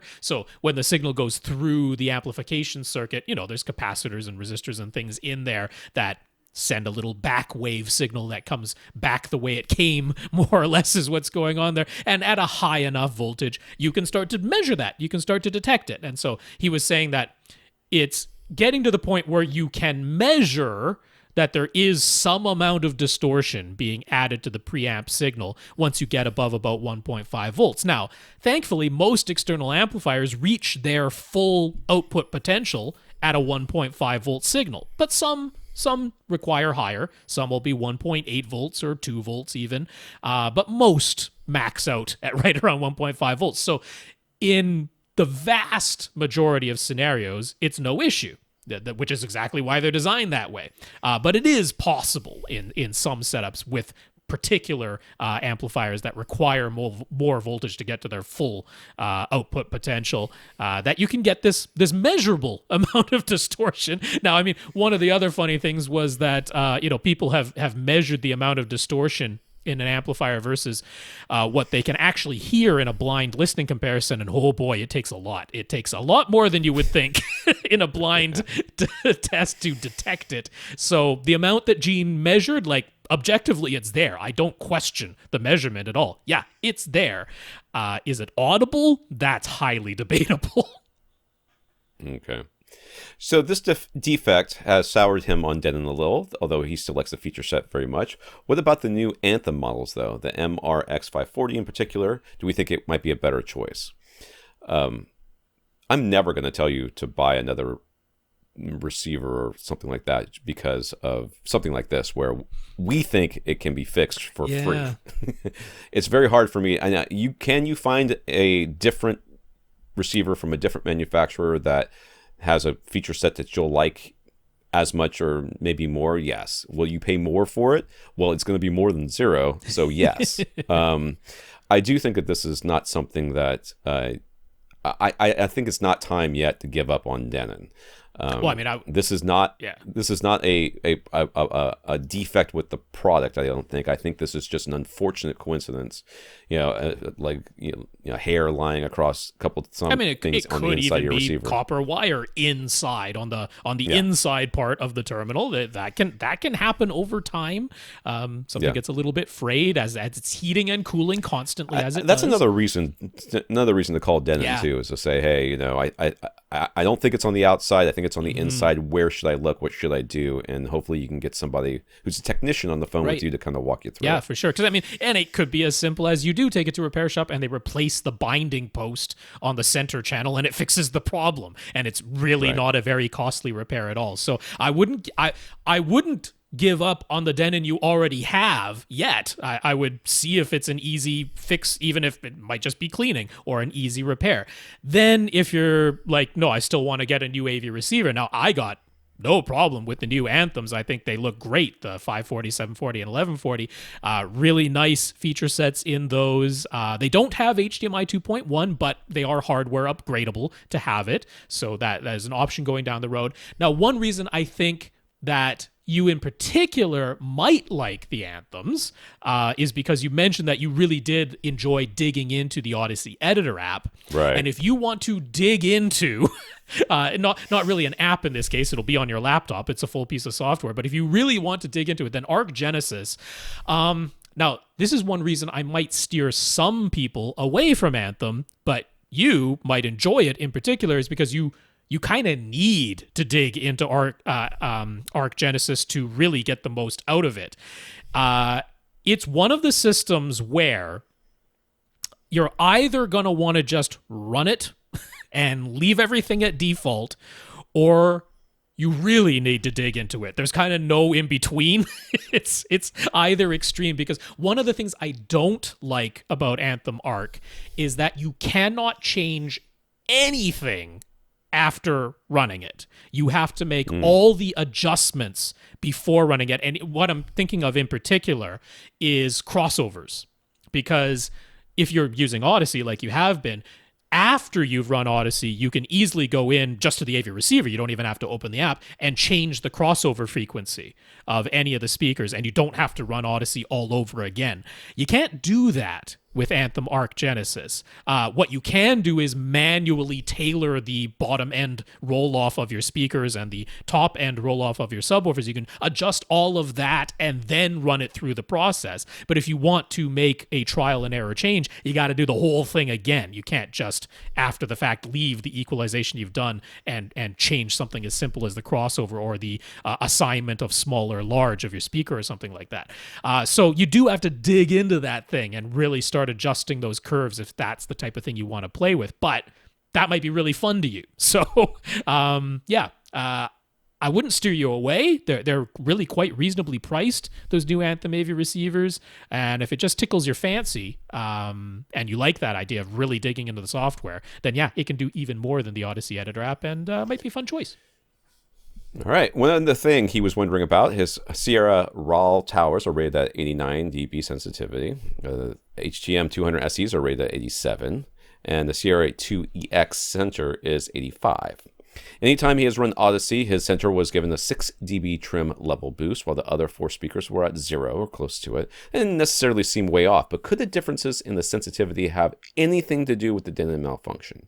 Well, we've already said that we don't think that's the case. So it wouldn't be... It wouldn't be that. Anyways. That's well within parameters. Definitely. Well, I mean, if you were at like plus 12 or minus 12 or something like that, that tells you that something's wrong.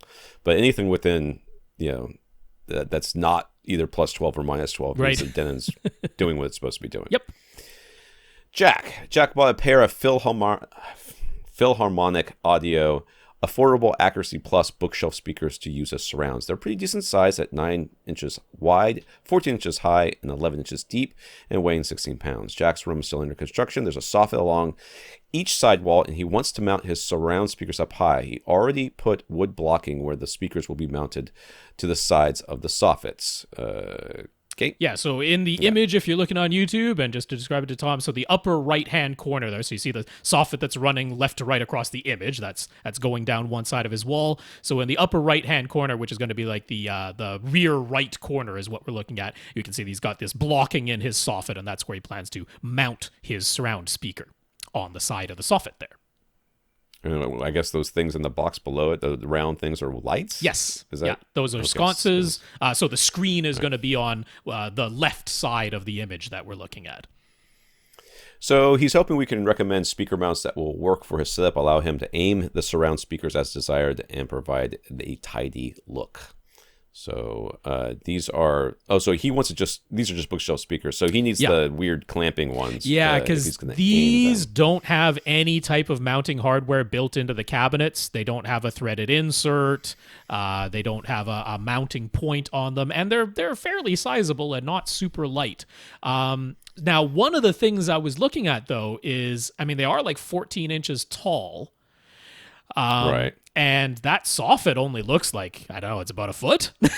maybe it's... Maybe he's going to put them upside down or grab it from the top. Right. I mean, can you grab them from the top? I'm not totally sure if just the height of it is going to fit. That's sort of my concern with the thing. So normally I would have pointed you at Video Secu and their side clamping mounts, but those ones have a fair amount of the mount is below the arm.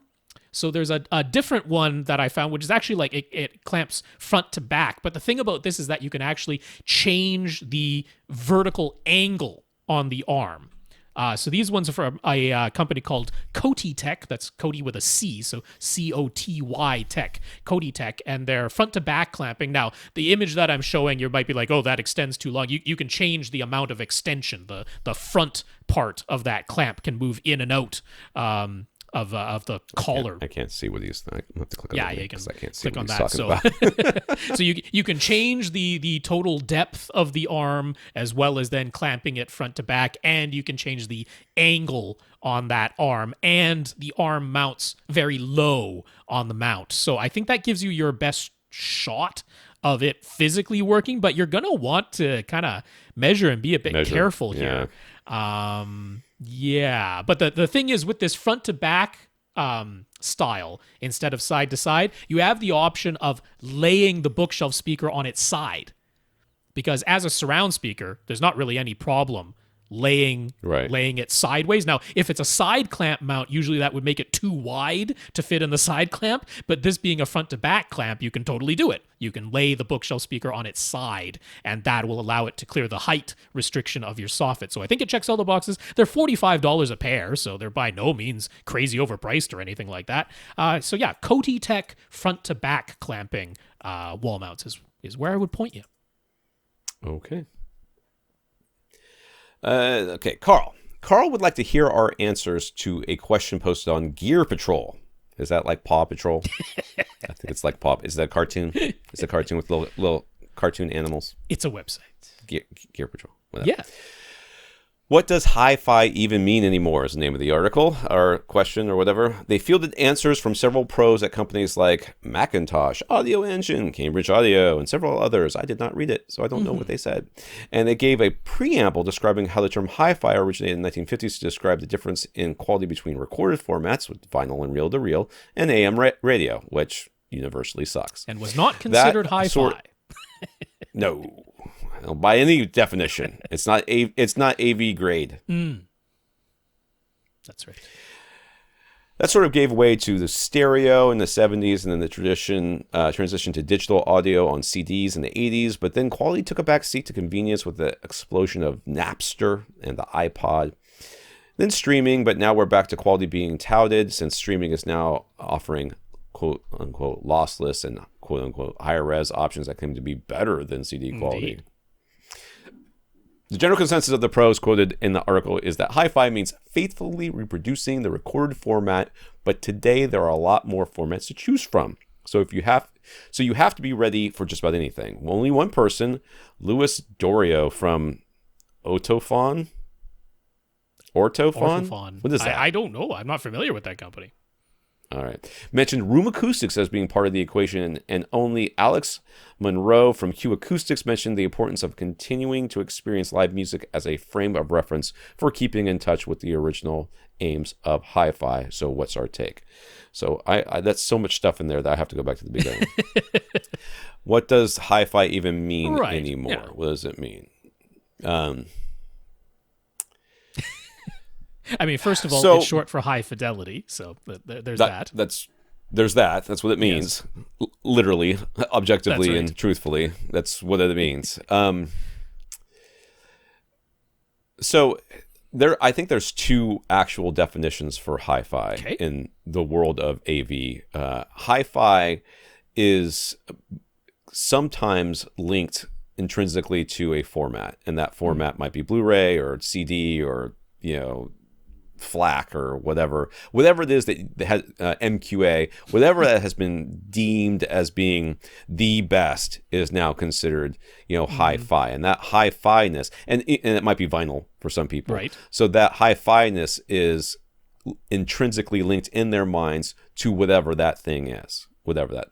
So if something is CD quality, then that's hi-fi. Sure. If something is MQA, that's hi-fi. If it's 192 kilohertz, so without 1,000 bits or whatever they're doing these days, that's hi-fi. And it's a shorthand way of dismissing any other arguments about it. Is it on vinyl? No, then it's not hi-fi. Yes. But it is though. But no, it's not. But it is. Is it CD? Yeah, then it's not hi-fi because it's not Q. It's not. The bit rate's too low, or it's only 44 0.1. It's a shorthand way of dismissing other people's definitions of hi-fi. To me, and I will agree that faithfully reproducing what was recorded, or more importantly, what was mixed, because it's not the recording. The recording is only step one. It's like, if you talk to somebody who makes movies, right? The filming of the movie is like collecting all the jigsaw puzzle pieces. It's and in fact, within many more than you need. Exactly. 85% of what you see happens in the editing room. And I think that's the same way with music. So faithfully hearing what the person in the editing booth wanted you to hear is, to me, hi-fi. Yeah. Now, that might be a terribly recorded Metallica album that was better on the Rock Band version than the CD version, but that's what it was. That's what that person said. Yep, this is what they want. This is what I want them to hear, and this is what.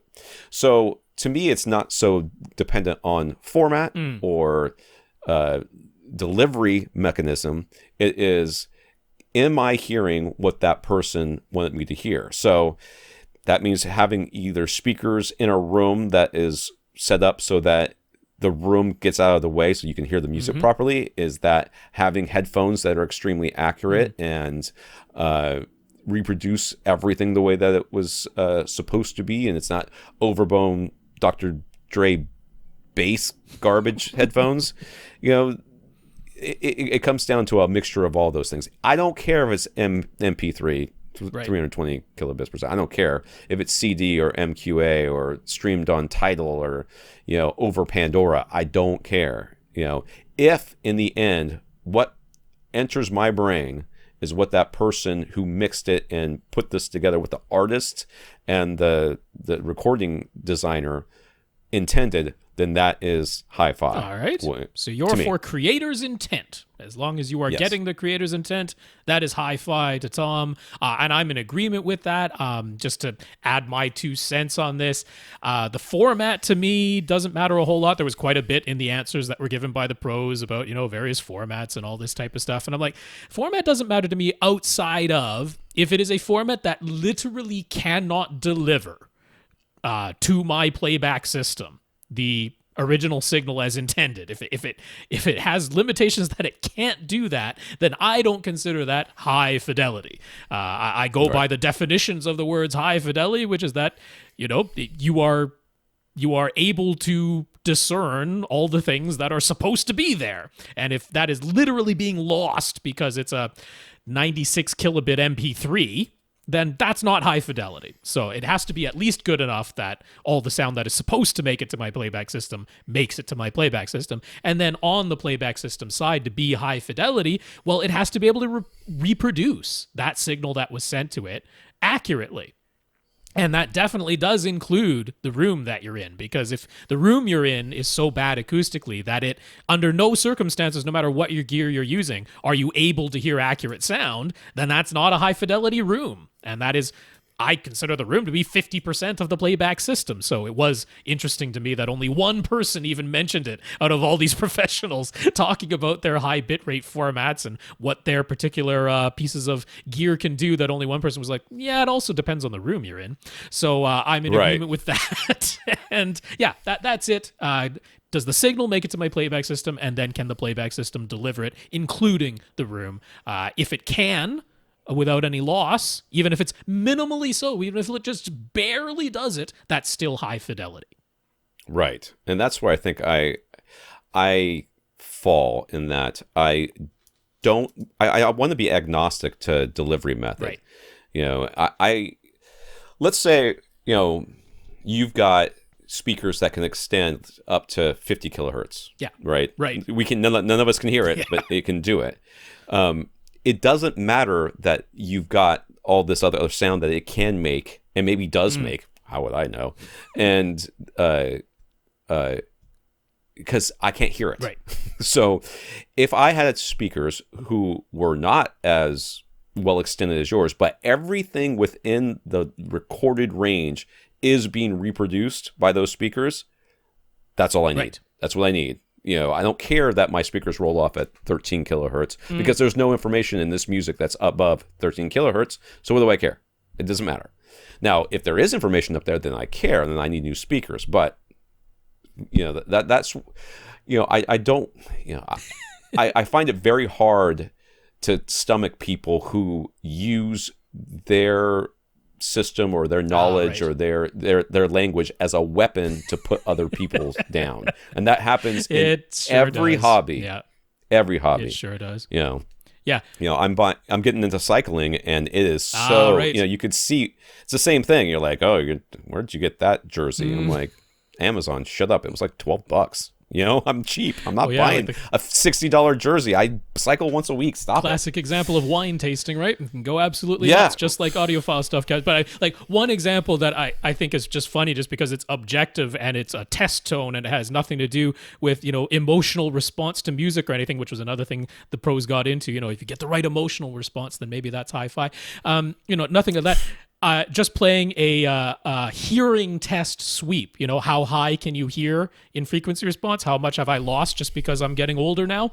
But if you do one on YouTube where it's, highly data compressed, lossy compression, you can't hear anything above like 14 kilohertz, not because your ears necessarily can't, but because the signal has cut it off in part of the data compression. And so that's not high fidelity in that scenario because the original signal that was recorded and the purpose of this as a hearing test can't be played back because the signal won't allow it because a whole bunch of data was thrown away.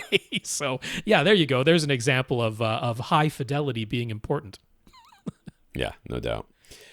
All right. Bertrand in Quebec. Mm-hmm. Good news, Bertrand's HVAC system has been completed, including moving runs and registers to accommodate his dedicated 12-foot by 14-foot theater room. It worked out well, although it cost a pretty penny. Sorry, man. I don't know if that was our fault or not. With his plan to go with either a 77-inch or 83-inch OLED back when he first wrote to us, we suggested getting a Transdeco 3-in-1 TV stand since that would allow him to easily position the TV for his desired field of view, and he wanted a stand that would get his center speaker up to the appropriate height. Sadly, in Canada, that particular stand is unavailable, so can we suggest any alternatives? I guess I suggested Sanus, and that doesn't fit the bill. Is that the problem here? Because I always suggest Sanus because I know that they've got options for everything, but I guess it didn't work for him. I have to say it's getting harder and harder to find 3-in-1 stands. It seems like everybody's just wall mounting their TVs, and that's the way the market has gone. So it is getting more difficult to find nice 3-in-1 stands. But if Sanus doesn't fit the bill, because Tom is right, you can definitely check out Sanus, and they do sell in Canada. Although, again, just finding Sanus stands at, they used to be at Best Buy, but they're not anymore. They're not carrying them anymore, so a little bit strange that way. But you could search them out. But there is another company called Best View Mounts, which has a Canadian website.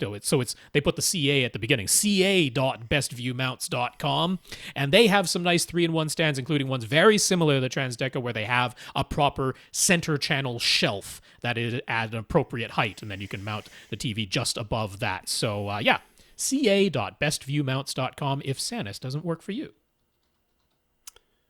Yeah, Sanus doesn't seem to have anything. There you go. They don't seem to be selling furniture at all anymore. So, question mark? Yeah, it's one of those things where there's just literally two things on, and there are 3 shelf with a thing on top that you just stand your TV up on. And that's it. Okay. That's all they have. Well, there you go. So, that's sad. Best View Mounts might be the only game in town. I will say, get the model number and then search for that specific model number, because the prices you can buy directly from Best View Mounts, but you can find them cheaper elsewhere, usually about $50 cheaper at other retailers. So get the exact model and then search for that. So he was debating between the Marantz SR7015 and the SR8015, but then Rob mentioned the Anthem. If he sticks with his intended 5.2.4 configuration, the MRX740 actually has a lower Canadian retail price than the SR7015, although it only has 7 amps built in, so you need to add an amp. Mm-hmm. And then naturally tumbled down the rabbit hole because the MRX 1140, which can power 11 speakers on its own but can also be expanded to 9.2.6, has a lower Canadian retail price than the SR 8015. He's been toying with the idea of having a second row at the back of his room all along. Could going beyond 7.2.4 potentially make sense? It feels so tempting. What should he do? Jeez. So my previous answer about Anthem and their Arc Genesis system still applies. If I mean, the thing is, if you just run it and leave it at its defaults, it is still a good system. And if that's the way you want to come at it, I got no beef with it. If you're someone who really wants to dig into it, I got no beef with that either. It's a really great system if you really want to dig into it. The only time I would say you probably aren't the ideal Anthem customer is when you want to do a little bit of tinkering, but not a whole lot. And then that sort of middle realm is not a good place to be with Anthem. It's all or nothing as far as their auto setup goes. There's just really no justification for you to get the 1140. There just isn't. Not in this size of room. Even if you had 2 rows of seats, you really don't need 6 overhead speakers. Says me, who's even in a smaller room and wants to have 6 overhead speakers. So I understand where you're coming from, but if I'm trying to justify purchases to someone, there's no reason to do that. So the question then becomes the SR 7015 versus the MRX 740, because that's, especially with the Canadian prices, that's a pretty solid head-to-head. And you can make arguments one way or the other. Now, I mean, the SR7015, it has one HDMI 2.1 input. The MRX 740 has 0 for now, but is going to have the option to be upgraded in the future, hardware-wise, although there'll probably be a cost associated with that. It's the room correction systems, right? It's Odyssey Multi-Q XT32 versus Anthem Arc Genesis. That's sort of what it boils down to. I get the suspicion that, if he had to add a 2-channel amplifier, he wouldn't be too upset about that. So, between those two, that's tough, especially with the Canadian prices. The Anthems are kind of a darn good deal in Canada. So I'll leave it to that. I'll leave it with that explanation that Arc Genesis is you're either going to just do default or you're going to really dig into it, and there's sort of no middle ground. But it's a nice system, and that can be justified. Going for the 740 can be justified, although with 9 speakers, you will need to add at least a 2-channel amplifier to it for a 9-speaker setup. That's right. Or you can just buy yourself a big old amp like everybody else seems to do, and then ask us about it afterwards. I understand wanting an amp. Oh, yes. I do understand wanting an amp. And I understand the rabbit hole that you fall down when you start shopping for one. So I'm not blaming anybody. I don't think I understand. And sometimes you don't want to be told no when you really want something, and I understand that as well. Everett asks, what is the proper way to utilize Apple's 4K HDR calibration test pattern on the Apple TV 4K? They don't provide any instructions. While Rob was talking, I tried to look up the image for it so I could see what he was talking about. I couldn't even find a picture of it online. So, right. Rob? Now, I'm not 100% sure. I believe he's talking about, because if you go into the video and audio settings of the Apple TV 4K and you scroll right down to the bottom, there's actually a little section that says calibration. And now there's like a wireless audio calibration. There's a aspect ratio and overscan calibration. And then there's one more pattern that just says color bars. And it is more than color bars. So it's all the primary and secondary colors plus a grayscale ramp up and down, and then some black and white solid squares down at the bottom. So I think that's what he's talking about, because that is the only test pattern that's built into the Apple TV 4K. You can, of course, go to the App Store and get test patterns, but those cost some money, and they have little instructions with them. So when he's saying there's no instructions, and he just mentioned test pattern singular, not plural, I think he's talking about that color bar pattern that's built in there. So the color bars are kind of useless to you unless you have a colorimeter to measure them with, because you would be measuring the actual color points and seeing if the... It's pronounced colorometer, right, Rob. Right, Colorometer. Just so, I don't want you to feel like an idiot So there's not even an O in there other than the color. It's an American pronunciation. Right. You just have to know to put the O in there. I mean, if you say color meter, I'll know what you mean. Yeah.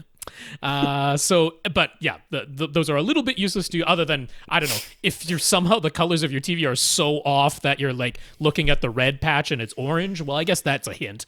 But as far as accuracy of using it as a calibration tool, there's not much you can do with that. The grayscale ramp isn't tremendously useful, other than possibly demonstrating if your television has really bad banding, because you might be able to see banding in the grayscale ramp if your TV is horrible at it. But in terms of calibrating to accuracy, there's not really much you can do with that. So about the only useful things in that pattern are the black and white squares down at the bottom. And even there, pretty much only the black squares. Because what they have there is they have a 0 signal value black square. So it's right down at 0 in RGB. They have a 5% and a 10% little swatch in there. And then they have a 16 black, which, I mean, none of these are labeled, but I can discern these because I've played around with the settings a bit. And so what's useful there is that if your television has a black level setting between low and high, or full and limited, then you can very quickly see by toggling between that if the 16 black level suddenly becomes gray because you set it to the RGB full range instead of the limited range or the low range, versus setting it to limited or low, and then it looks just as black as the 0 box next to it. So it can help you set your black level setting on your television. And then in SDR, the one little gray swatch should blend right into the black and disappear, while the second little gray swatch should be just visible. In HDR, they're both pretty clearly visible because of tone mapping, so it doesn't really even help you in the HDR. So SDR, it can help you set your black level setting, your brightness setting on most televisions, and it can help you set the actual black level between RGB high and low, RGB full or limited. That's about it. That's all it's really useful for, because the contrast setting doesn't really work, and there's no way to be accurate with anything else without a meter. I don't know if that helps at all, Everett, but that's about it. All right. Good luck. Rob, not this Rob, different Rob. Rob appreciated the advice we gave him regarding his irregularly shaped, I'm not, just forget that, Tom, room where his seats are pushed right up against the back wall and the left side wall, and he was looking for help with on-wall front speaker suggestions and how to position his surrounds. So there he goes. I guess these are old pictures? These are pictures that we've looked at before, hopefully to jog some memory there of this room. Yeah, the seat was I remember. Pushed right against the back wall there. Well, some good news. He was able to move the seats forward away from the back wall. So, yay. Yeah. With that big change taken care of, it opens up the possibility of moving his SVS SB16 Ultra subwoofer to a position behind his couch. In his new diagram, he's put it in the rear left corner, which is right in front of, right behind his couch. And there's a wall to his left with a window on it, I think, and the TV would be directly in front of him. Yes. All right, so what's going to be the best position for a sub? On the front wall, either in the front left corner or more in the middle of the room by putting it on the right side of the TV stand, somewhere along the left wall below the window, or somewhere along the back wall behind the couch. We don't have a clue because this is not a square room or a rectangular room. And even if it were, we're talking about one subwoofer in the room. Right. So Subwoofer Crawl. Yeah, you're going to be doing a subwoofer crawl here. You're going to put the sub on your seat directly in front of your TV, in that middle seat, according to this diagram. But whatever is directly in front of the center channel, that's where you want to be. And then you're going to play the sweeps that you can get from audiocheck.net. That's right. Go crawl behind your couch, crawl along your left to right wall, sit in the front left corner, in the corner right onto the right of your TV, and see which one sounds the evenest. The less I would care less about big peaks than I would big suckouts. So anything that's got the fewest amount of deviations in sound volume, but more importantly, the fewest number of of where the sound seems to go away, is where you want to place it, and then drops you in place volume. it there. Yeah, because the sweep itself is a signal saying play all of these sounds at exactly the same volume level, just a sweep going, and you just play that on repeat over and over. And it's all supposed to be the same volume, but if you're hearing it and it sounds like a big roller coaster, and at some points the volume just goes way down, maybe to the point that you don't hear the sound at all, and then it comes back, or there's just an obvious big dip in the volume, that is a spot to avoid, because with equalization, we can tame a big peak. If it gets louder at a point, we can tame that, but we can't fill in a dip, because the dip is happening because the waves are canceling at that location. And if you make them louder, they still cancel. Your subwoofer's working way harder. You still don't hear it any better. And then somewhere down in your hallway, it's like absurdly loud. So you want to avoid the big in dips. the bathroom. That's what always seems to happen to me, man. The bathroom just gets crushed. Right. You're in there like everything's vibrating. The mirror looks like it's going to crack. You're like, well, I should watch the movie in here somehow. I don't know how that's going to happen. Yep. But, yeah. All right. With the seats now moved forward away from the back wall, do we still say that the surround speakers should be pointed straight at each other? They pretty much have to go on the back wall, one in the rear left corner and the other to the right side of the window, since he basically doesn't have a right side wall for his theater area. Yes. Yep. I still say they should be pointed at each other. I would also, I don't know if we've said this before, but putting a little absorption right next to them, on that shelf that you're going to put them on, because I think we talked about shelves. Yeah, we said the easiest thing is put shelves that are attached to your back wall, and that way you can put regular speakers that just face each other. Yeah, and then put a little absorption right next to them to catch that first reflection. Whatever you can, put something up there. That first reflection off that wall, I think, would be a good idea. But yeah, they're still going to face each other. I know you want to aim them, and you probably will, but don't. And then I'll answer the last part of this with when we get to the next question. Okay. He's thinking he could put his SVS prime elevation. I'm sorry, not his. He could put SVS prime elevation speakers up high on the front wall and back walls. Now that his seats aren't pushed right up against the back wall, does that change our opinion on expanding to Atmos? Because we said don't do it. That was our advice originally. Yes, and I still, generally speaking, fall back on the we're not doing that thing. So, but if you absolutely have to, the question you need to ask yourself is, can I get 5 feet of space between my Atmos speaker and all the other speakers that are around? Okay? So if your surround speakers are low enough and off to the side enough that you can line up your rear speakers, which would be the elevation speakers, with your front speakers, and they are still 5 feet away from your surrounds, then you can go with God and have my blessing that you can do this Atmos thing. Same thing with up front. Up front, whatever. I still don't think that it's going to be a huge difference in here, but if you really, really must, 5 feet. That's the litmus test. All right.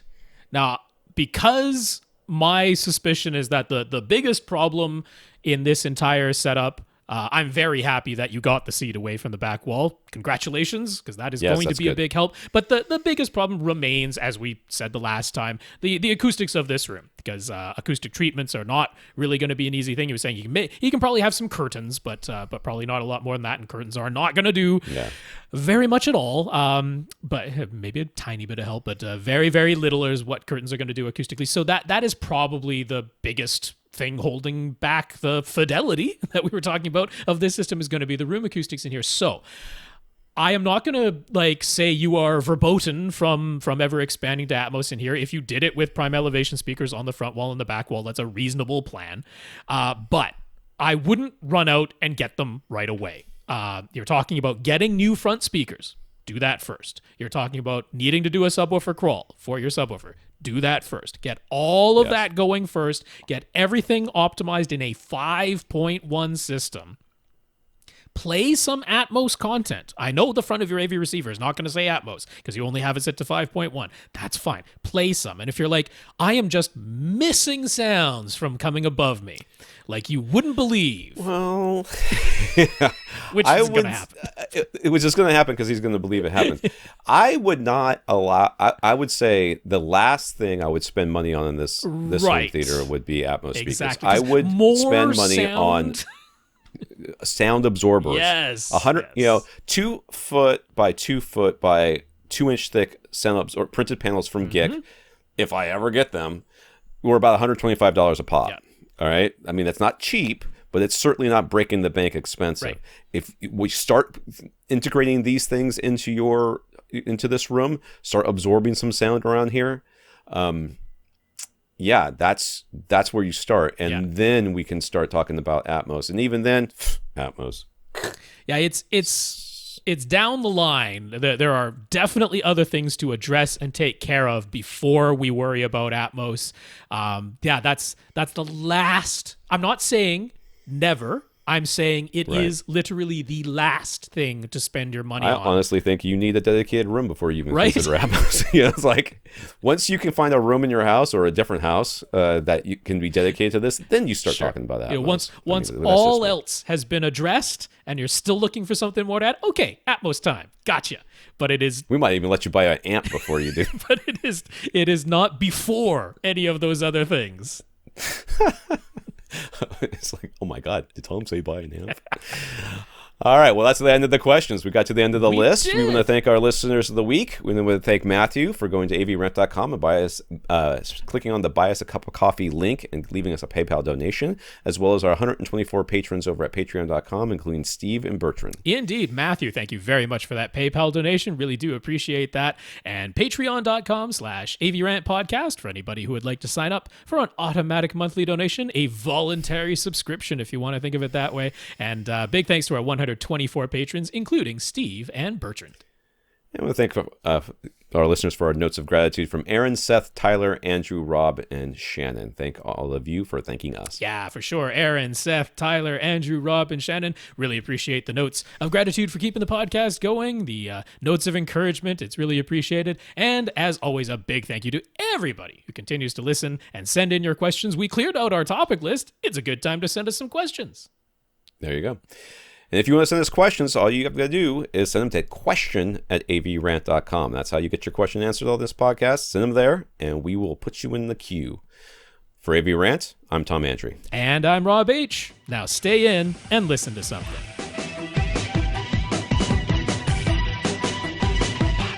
Want your question answered? Send it to question@avrant.com.